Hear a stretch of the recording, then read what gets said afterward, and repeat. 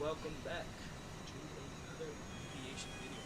It has been a while since I've recorded these things or recorded. I've never recorded anything like this because today I actually want to talk about the Airbus A320 and the significance in it. And basically basic system operations so that you guys can get on the simulator and start understanding how this works and what this aircraft is. Alright, so basically we're just going to start off with some basics. Engines, boom. Pitot tubes, boom. You got your captain and first officer pitot tubes and static pressure, which are on the sides. And then we've got this beautiful thing. Got our APU in the back.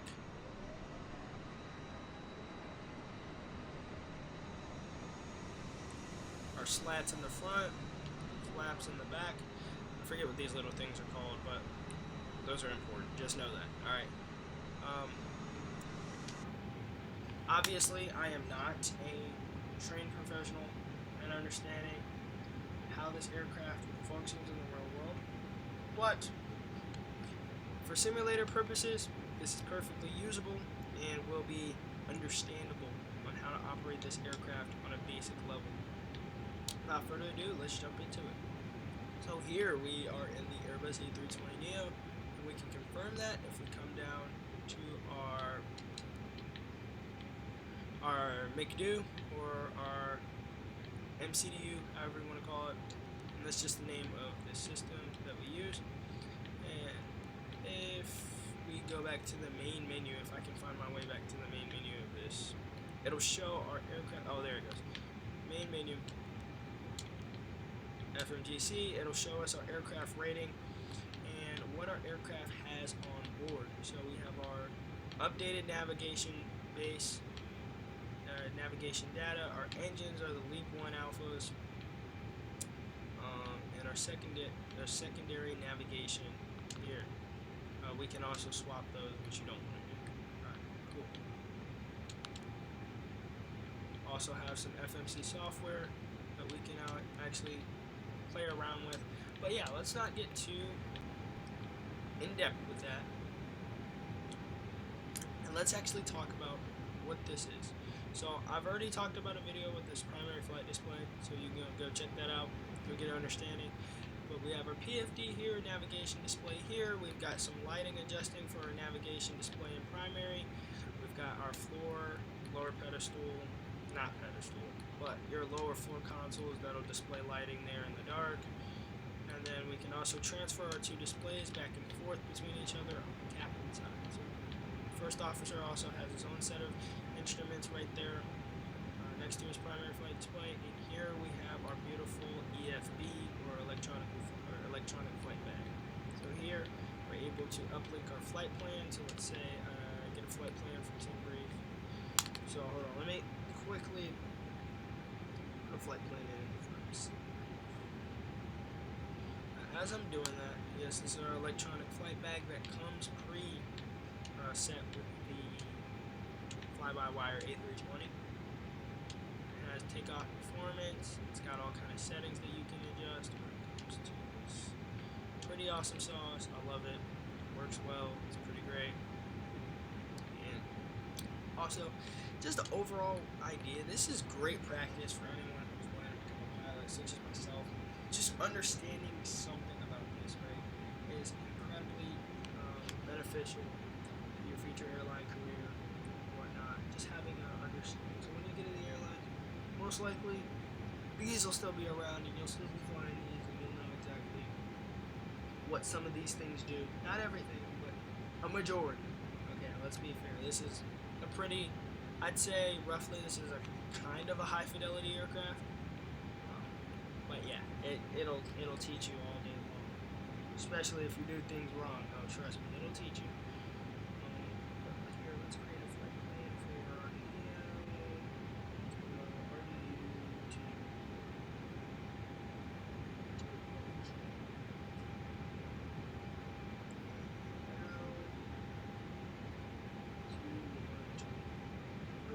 Generate a flight plan, and then I'm going to show you guys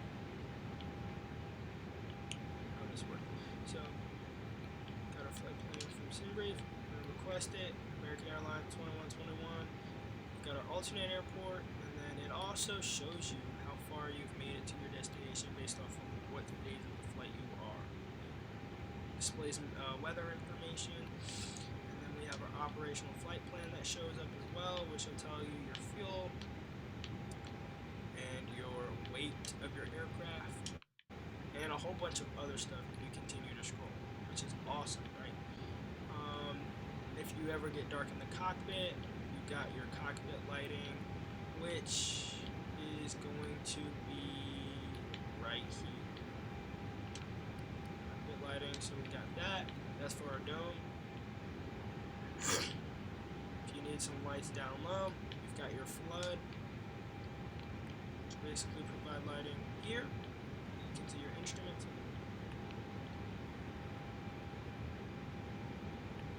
And it's pretty sweet, isn't it? Alright, so we've talked about the PFD, the net ND. We've talked about a little bit of these instruments. These have pedal adjusters as well, so you can adjust your rudder pedals based off of your comfort and where you like to rest your feet as far as interacting with the rudder pedals. Talked about our PFD. Now let's talk about this thing. All you Boeing lovers, like, where's that big stick that sits in the middle of this thing? Well, guess what? This is a fly-by-wire aircraft, and we like to use side sticks and not a big old fat yoke, right? So I have all this space.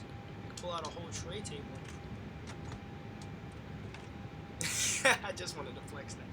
Pull out a whole tray table and eat food while you guys are sitting there holding the junk with one hand all in your way. You know, this is sweet, right? But yeah, this is a side stick, and as I said earlier, this aircraft has fly-by-wire. What that means is that this aircraft, the flight controls are basically controlled by a whole bunch of computers that automatically manage the flight controls throughout the flight, so that the pilot doesn't have to make constant manual corrections in order to mitigate those unwanted tendencies of the aircraft, which is pretty sweet. And here's one of the systems that are part of the fly-by-wire: ELAC, SEC, and FAC. ELAC's for your ailerons and your elevators, so pretty much your primary flight surfaces, or primary control surfaces. And then your SEC is controlling just other stuff that's in relation to your flight control surfaces. Alright, this tray table is kind of hard to put up. Alright, boom, goodbye tray table. I love you. Anyways, awesome sauce right there. And then, when you guys start flying this A320, let's say I was pitching at 10 degrees, I can let go of the yoke. The aircraft will automatically manage and hold that 10-degree climb angle until I manually adjust the yoke stick again, which is pretty sweet, because I promise you that if you're flying in a Boeing 7-3 and you're pitching at 10 degrees and you're not on the autopilot, you're going to have to trim that thing to keep it at 10 degrees. But with the A320, you won't have to do that. We've got our overhead panel, IRS system. Let's quickly talk about this. This basically gets your aircraft your position using all kinds of interesting stuff. IRUs, or IRS's, inertial reference system, inertial reference unit, or ADIRS. All that good stuff is all the same thing. Some are different, or no, they're not different. They're all the same. They all get your position, make sure that your aircraft is being able to detect its pitch, roll, yaw, and let you locate where you are. If you don't have these things aligned, watch what happens. Boom.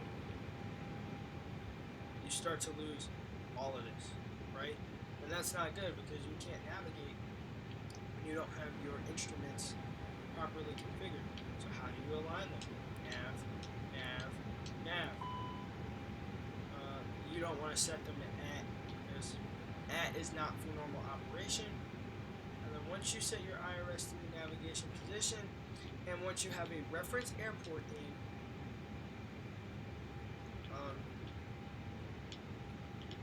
these IRSs will align to your given location. So as you can see, inertial reference align in 7 minutes. And boom, sweet. So about 7 minutes, we'll have all our displays pop back up. We'll be good to go. Here we've got our evacuation. This is pretty cool. This usually has a casing over it. You lift this up. In the event of emergency, you can sound the horn. Pretty sweet, right? Yeah, not really, because if you're hearing this, you're pretty much cooked. But yeah, got man horn shut off, emergency electrical power, which on normal operation you don't have to touch. Ground proximity warning system override. So basically, let's say you're flying into an airport that has terrain that is constantly causing the ground proximity warning system to go off, or you're flying in an area with rough terrain, but you know that you're visually clear of the terrain, but the aircraft obviously can detect that. You can override the system, and it will tell you terrain is off. So the ground proximity warning system will not give you a warning about terrain unless you come here and manually reactivate it. Same for glide slope. If you're tired of the aircraft trying to correct you on a glide slope deviation, click this bad boy and you won't have to hear that thing until you turn it on again. The glide slope deviation does get annoying sometimes, but you can always override it because you're human. Okay, you got your engine, fire, testing panel here, and what's pretty cool about this is that unlike the Boeing 737, and I'm not saying this to hate the Boeing 737, but this aircraft specifically has an ECAS system, which basically gives you warnings and alerts about what's going on with the aircraft and tells you how to fix those problems. So, okay, we're going to test the fire system. Watch that middle display right there. So, I can't zoom in right now because I just can't. I'm holding this button.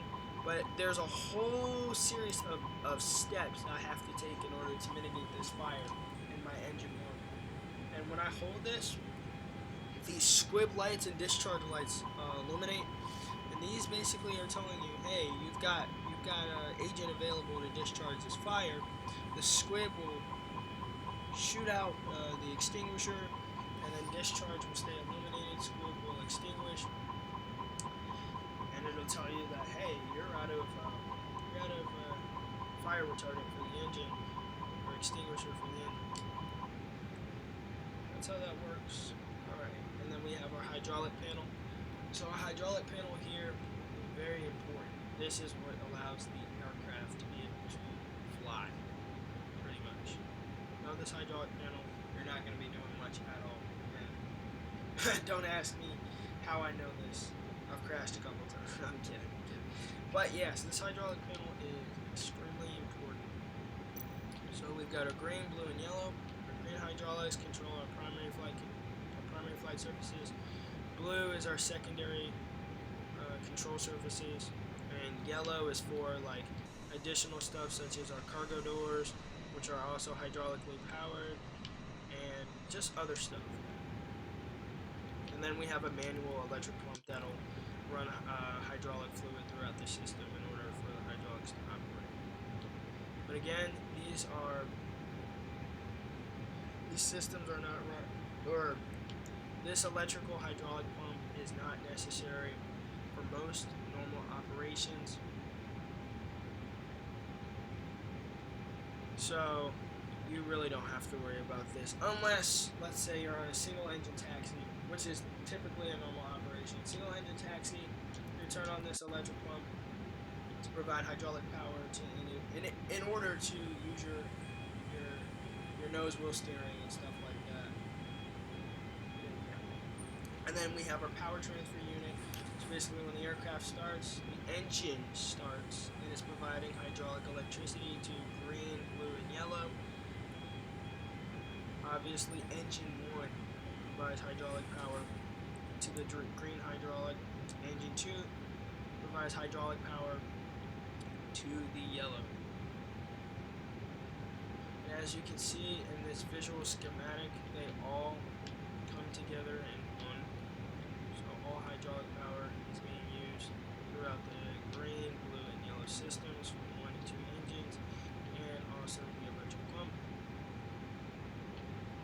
got our fuel.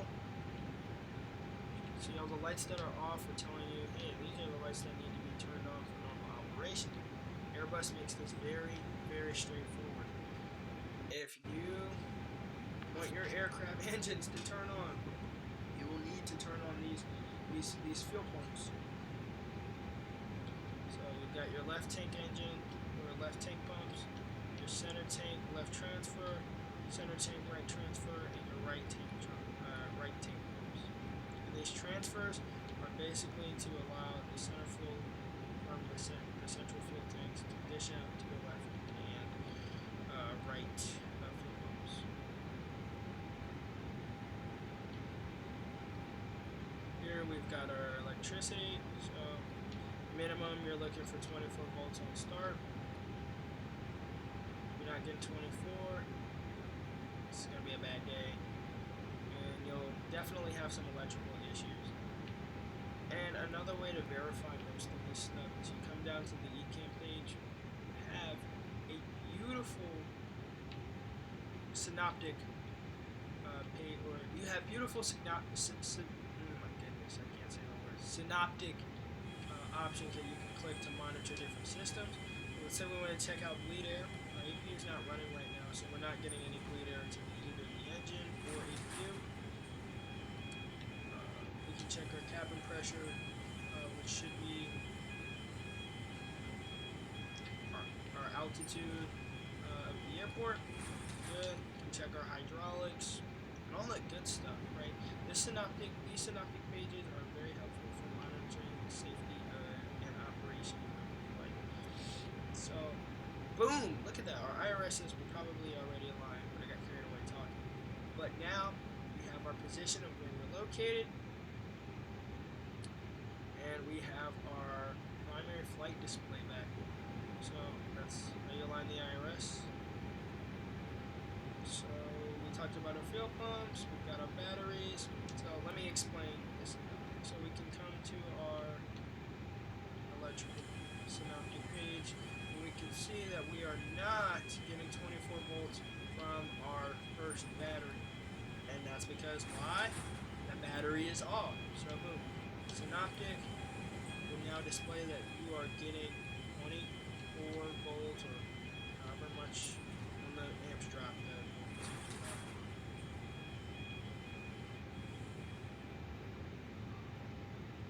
Okay, cool. 29 volts. Not a problem. As you can see, battery 1 is charged more. And yeah. Pretty sweet, right? Gotta love the synoptic. Also external power. Yeah. This is why you can't just operate on battery power, because 24 is not enough for the cockpit. It's enough for basic instruments that run off a 24 volt circuit, but those displays are gonna need that full 120 for operation.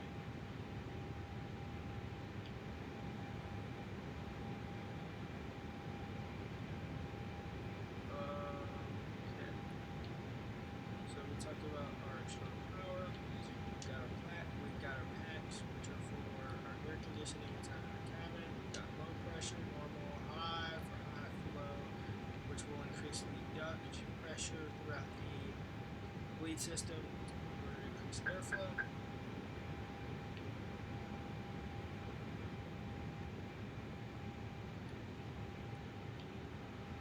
We've got our APU starting.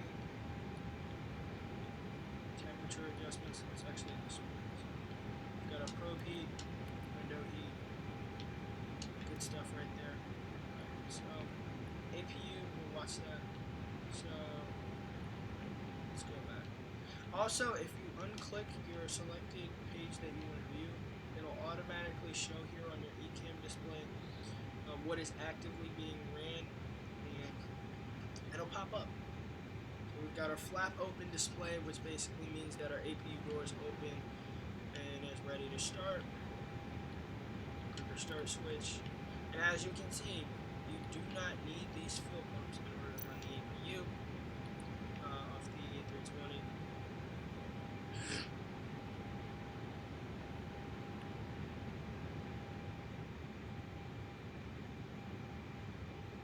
once this hits 100, we will have APU power to our aircraft, and we will no longer need external. Exhaust gas temperature is rising as our APU starts up, and if it exceeds its limit, obviously you're going to want to shut this thing down, because that can be a potential sign of fire. And if there is a fire, then we can get a warning like this.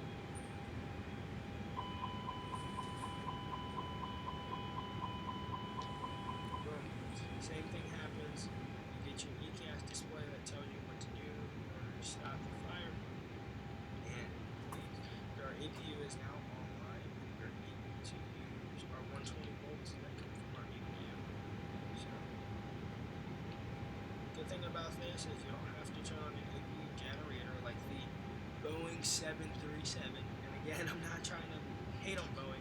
You don't have to turn an APU generator because the electricity automatically transfers over. So we no longer need external power. External power is disconnected, and we're now on an APU 120 voltage alternating current.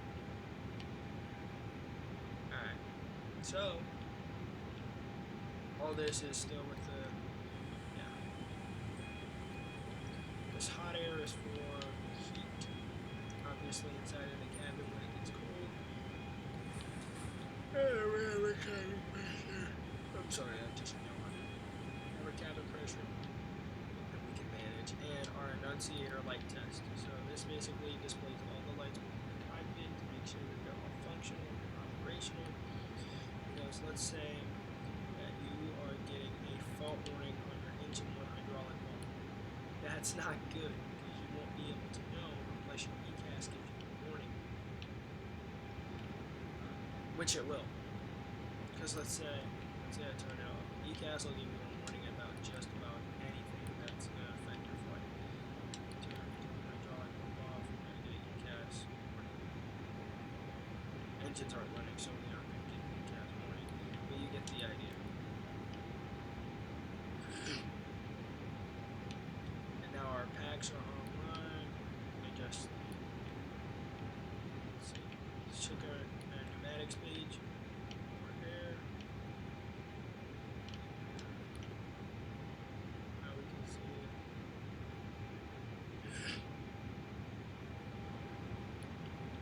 Now our alright, now we're getting duct pressure for our packs. APU bleed allows that. Now we're getting air conditioning from our APU here. As you can see, our ram air, correction, not a ram air, our cabin's getting air conditioned from the APU bleeder.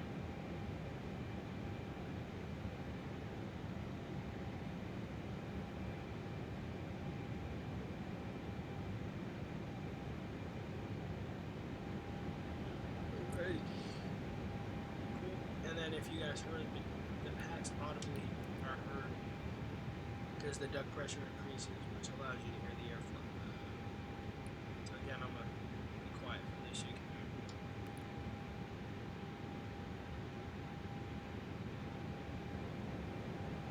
Okay, the significant increase in air in the cockpit. Yeah, that was the ducts. Okay, we've got our external lights here. Those are pretty self-explanatory. Getting ready to push back, and you're starting your engine, your beacons come on.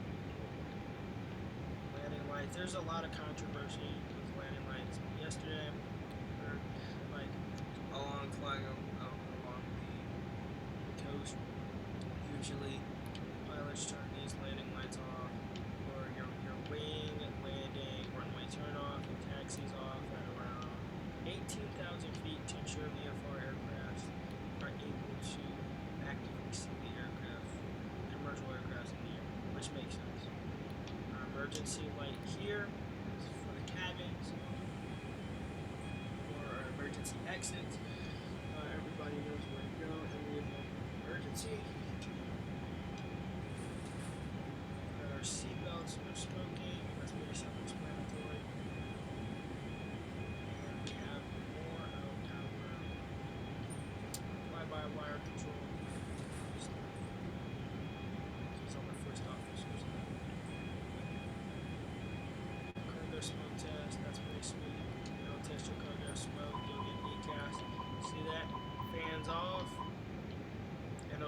twice.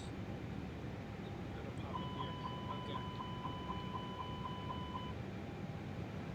I'll give you an entire checklist to put in for you instead of pulling out memory items. Okay, let me stop.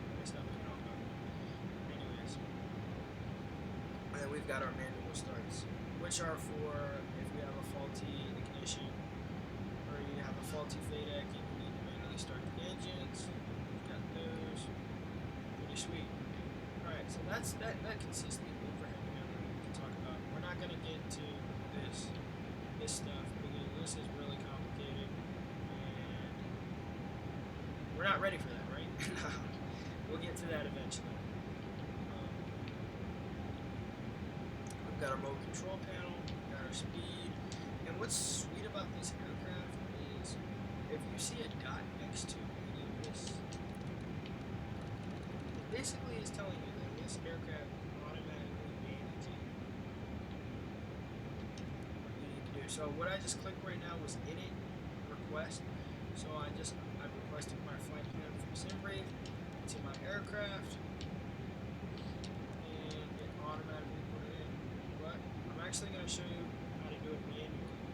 So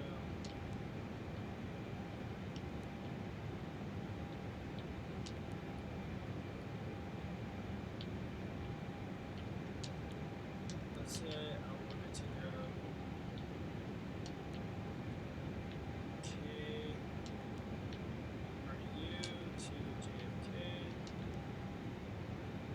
I had to put it manually because I didn't have company uplink available.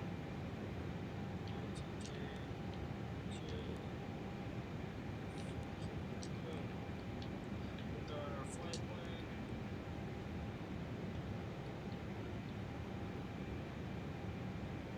So these are basically telling us the waypoints that are going to be inserted since I've already initialized the first flight plan that I put in on the aircraft. It had basically memory of the original flight plan that's on the first. I can do that or I don't have to. So I can go into my selected flight plan, and as you can see, I can set our departure. So let's say we're departing from 5 right, we do the VEX go 5 departure, bougie transition, we'll click insert. Boom, our SID is now been inserted into the aircraft. Boom, let's say arrival. We want to arrive at 4 right at Kennedy on the ILS, Cameron 5 arrival. Boom, insert. Now you're like, how do I clear this flight discontinuity? There you go, discrepancy within my flight plan. Boom, clear. Continuity's gone. How can I check? Well, you click plan. Don't look back. You click plan, and you'll go to. You just scroll up and down to check. Okay, I have no flight discontinuities in. That's pretty awesome. And the green flight plan is my original flight plan. I'm doing this on a secondary flight plan because I'm not gonna delete the first one I did. And yeah, pretty sweet, right? Awesome. So we've got, obviously plan is to be your flight plan. ARC is you're usually going to use. Navigation can be used depending on the situation. VOR, depending on the situation. If you're flying to a VOR, it will tell you, hey, the VOR is this way. The needle will basically align you up with the VOR. And LS, this is for your instrument approach. The localizer will pop up. It'll just be like that VOR rose. It'll pop up with a vertical bar that'll align with these lines. It'll basically let you know that you're on that instrument approach. So I know there was a lot of talking in this video, and I highly doubt anybody made it to this point. But let me leave you off with this. This aircraft is amazing. You watch the whole video, you learn a whole lot. Most people don't really get to know because it's not explained so clearly. But I hope that I made this as clear as possible for you, that you're able to understand. With that being said, Flight Simmer, Steve Flight Simmer, I hope you enjoyed the video. Peace!